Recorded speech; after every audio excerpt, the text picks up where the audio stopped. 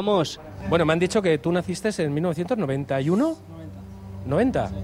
Bueno, entonces tenías un añito cuando yo saqué esta canción. Pues para las curvas viene muy bien, porque dices esta sí, esta no. Esta me gusta, me la como yo, que es cuando uno tiene un accidente. Espero que no haya ese problema. Y esta es la canción. Es potencia, ¿eh? Potent y una auténtica sorpresa para el Gersuari. ¿Eso tampoco lo conocías? ¿Los gritos? Bueno, esto es música tecno de la época de la ruta del bacalao, potente. Paren atenció a la seua cara. ¿Esto que viene ahora tampoco? ¿Lo del Chiquitán? ¿No te suena? ¿La letra? Ni la lletra ni res. Trien vostès qui està més al·lucinat dels dos. ¿No lo has oído nunca? Yo ahora estoy muy confuso, ¿sabes? Estoy muy confuso. Porque me siento que soy tonto, ¿sabes? Porque todo el mundo ¿Pero eso por qué? la canción y yo no la conozco, ¿sabes?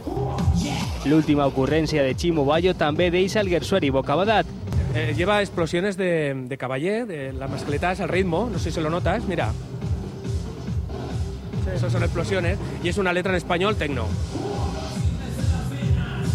El que canta soy yo, claro. ¿Ah, sí?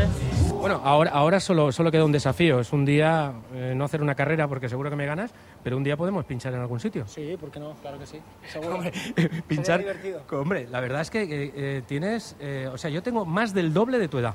Bueno, llevas muchos años. Sí, soy la abuela con más ritmo de toda España, creo yo. Mandar un saludo desde aquí, ¿lo hago yo primero? Venga, tú. venga. ¡Uja! ¡Uja! Ara sí, el Gersuari ja sap una de les cançons de referència de la música electrònica. ¿Eso tampoco?